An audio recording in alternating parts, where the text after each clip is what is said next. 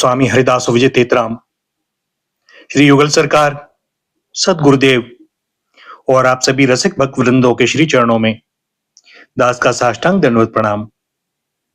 आज श्रीमद् भागवत महापुराण के दशम स्कंद के 61वें अध्याय का आरंभ, भगवान की संतति का वर्णन तथा अनिरुद्ध के विवाह में रुक्मी का मारा जाना। श्री सुखदेव जी कहते हैं, परीक्षित, भगवान श्री कृष्ण को प्रत्येक पत्नी के गर्भ से 10-10 पुत्र उत्पन्न हुए। वे रूप, बल आदि गुणों में अपने पिता भगवान श्री कृष्ण से किसी बात में कम न थे। राजकुमारियां देखती कि भगवान श्री कृष्ण हमारे महल से कभी बाहर नहीं जाते, सदा हमारे ही पास बने रहते हैं। इससे वे यही समझती कि श्री कृष्ण को मैं ही सबसे प्यारी हूं। परीक्षित, सच पूछो तो वे अपने पति भगवान श्री कृष्ण का तत्व, उनकी महिमा नहीं समझती थीं। वे सुंदरियां अपने आत्मानंद में एक रस स्थित भगवान श्री कृष्ण के कमल कली के समान सुंदर मुख, विशाल बाहु, कर्ण स्पर्शी नेत्र, प्रेम भरी मुस्कान, रसमयी चितवन और मधुर वाणी से स्वयं ही मोहित रहती थीं। वे अपने श्रृंगार संबंधी हाव भावों से उनके मन को अपनी ओर खींचने में समर्थ न हो सकी। वे 16,000 से अधिक थीं।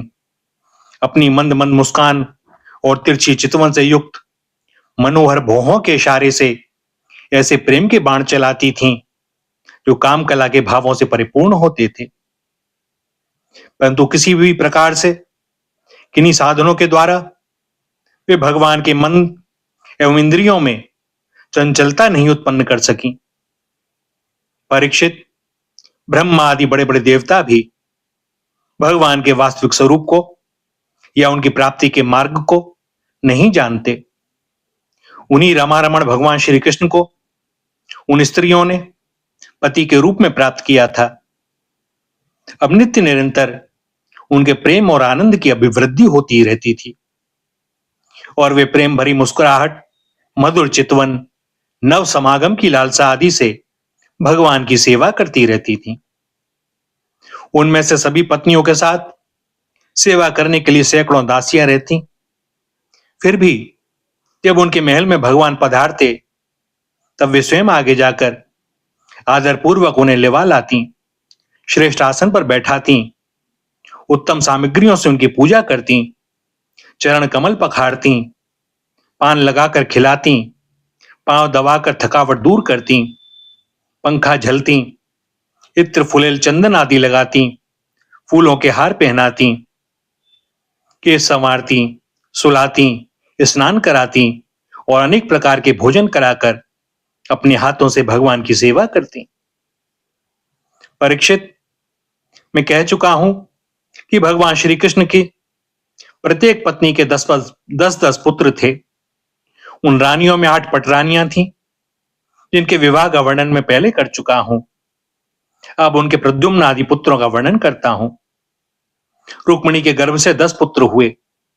प्रद्युम्न, चारुदेष्ण, सुदेष्ण, पराक्रमी चारुदेह, सुचारु, चारुगुप्त, भद्रचारु, चारुचंद्र, विचारु और 10वां चारु। ये अपने पिता भगवान श्री कृष्ण से किसी बात में कम न थे। सत्यभामा के भी 10 पुत्र थे। भानु, सुभानु, स्वरभानु, प्रभानु, भानुमान, चंद्रभानु, ब्रभानु, अतिभानु, श्रीभानु और प्रतिभानु। जाम्बवती के भी सांबादि 10 पुत्र थे। सांब, सुमित्र, पुरुजित, शतजित, सहस्त्रजित, विजय, चित्रकेतु, वसुमान, द्रविण और क्रतु। ये सब श्री कृष्ण को बहुत प्यारे थे।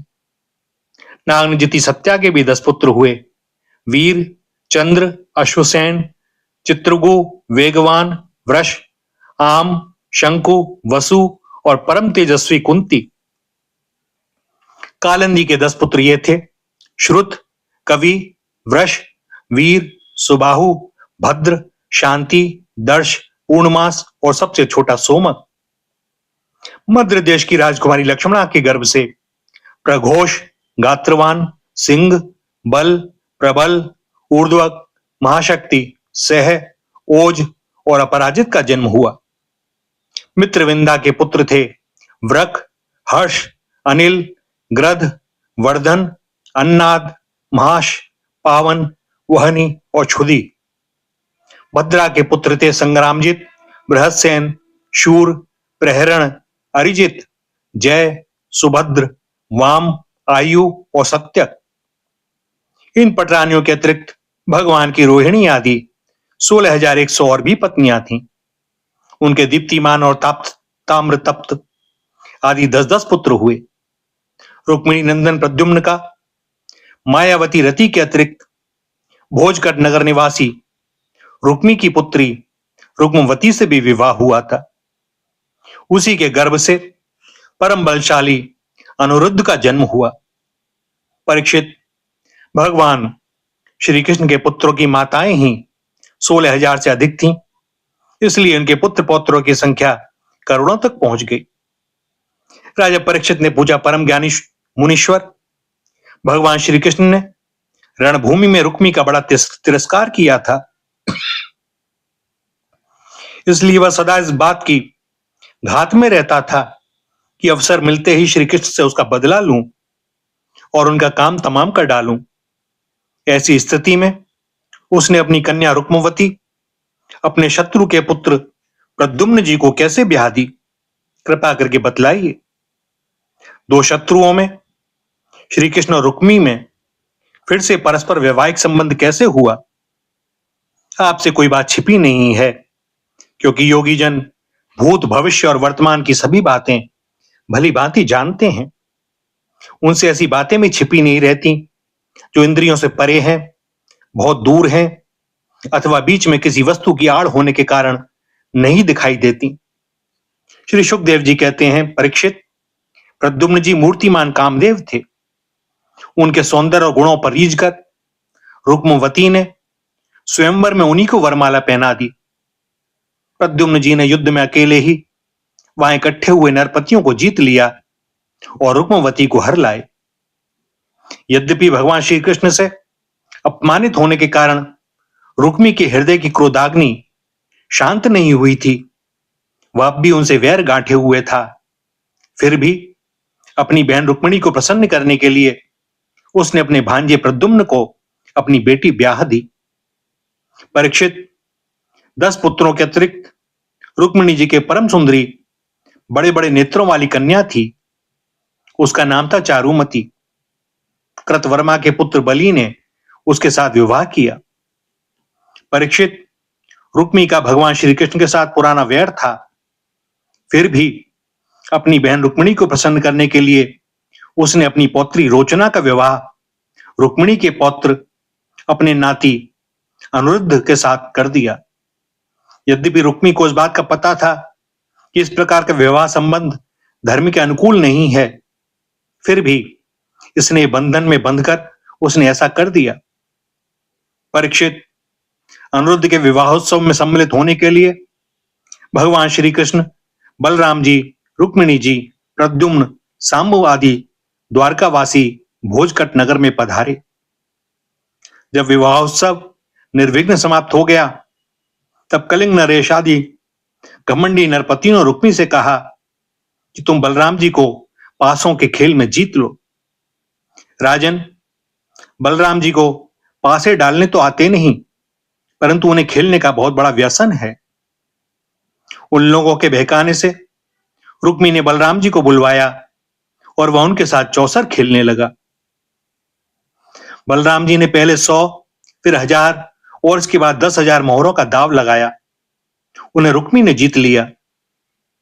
रुक्मी की जीत होने पर कलिंग नरेश दांत दिखा दिखाकर, ठाका मारकर बलराम जी की हंसी उड़ाने लगा। बलराम जी से वह हंसी सहन ना हुई, वे कुछ चिढ़ गए। इसके बाद रुक्मी ने 1,00,000 मोहरों का दाव लगाया। उसे बलराम जी ने जीत लिया, परंतु रुक्मी धूर्तता से यह कहने लगा कि मैंने जीता है। इस पर श्रीमान बलराम जी क्रोध से तिलमिला उठे। उनके हृदय में इतना क्षोभ हुआ मानो पूर्णिमा के दिन समुद्र में ज्वार आ गया हो।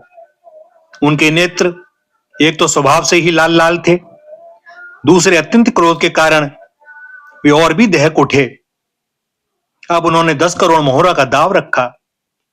इस बार भी द्यूत नियम के अनुसार बलराम जी की ही जीत हुई, परंतु रुक्मी ने छल करके कहा, मेरी जीत है। इस विषय के विशेषज्ञ कलिंग नरेश आदि सभासद इसका निर्णय कर दें। उस समय आकाशवाणी ने कहा, यदि धर्मपूर्वक कहा जाए तो बलराम जी ने ही यह दांव जीता है। रुक्मी का यह कहना सरासर झूठ है कि उसने जीता है। एक तो रुक्मी के सिर पर मौत सवार थी और दूसरे उसके साथी दुष्ट राजाओं ने भी उसे उभार रखा था। इससे उसने आकाशवाणी पर कोई ध्यान न दिया और बलराम जी की हंसी उड़ाते हुए कहा, बलराम जी, आखिर आप लोग वन वन भटकने वाले ग्वाले ही तो ठहरे। आप पासा खेलना क्या जाने। पासों और बाणों से तो केवल राजा लोग ही खेला करते हैं, आप जैसे नहीं। रुक्मी के इस प्रकार आक्षेप और राजाओं के उपहास करने पर बलराम जी क्रोध से आग बबूला हो उठे। उन्होंने एक मुदगर उठाया और उस मांगलिक सभा में ही रुक्मी को मार डाला। पहले कलिंग नरेश दांत दिखा दिखाकर हंसता था, अब रंग में भंग देखकर वहां से भागा, परंतु बलराम जी ने 10 ही कदम पर उसे पकड़ लिया और क्रोध से उसके दांत तोड़ डाले। बलराम जी ने अपने मुदगर की चोट से दूसरे राजाओं की भी बाह, जांग और सिर आदि तोड़ फोड़ डाले। वे खून से लथपथ और भयभीत होकर वहां से भागते बने। परीक्षित, भगवान श्री कृष्ण ने यह सोचकर कि बलराम जी का समर्थन करने से रुक्मिणी जी अप्रसन्न होंगी और रुक्मी के वध को बुरा बतलाने से बलराम जी रुष्ट होंगे, अपने साले रुक्मी की मृत्यु पर भला बुरा कुछ भी न कहा। इसके बाद अनुरुद्ध जी का विवाह और शत्रु का वध दोनों प्रयोजन सिद्ध हो जाने पर भगवान के आश्रित बलराम जी आदि यदुवंशी नव विवाहिता दुल्हन रोचना के साथ अनुरुद्ध जी को श्रेष्ठ रथ पर चढ़ाकर भोजकट नगर से द्वारकापुरी को चले आए। भैया, यहां पर दशम स्कंद का 61वां अध्याय समाप्त होता है और दास को अनुमति दें आज के लिए वाणी को विराम देने की। आगे श्री हरि की जैसी जो इच्छा। श्री राधा, श्री राधा, श्री राधा।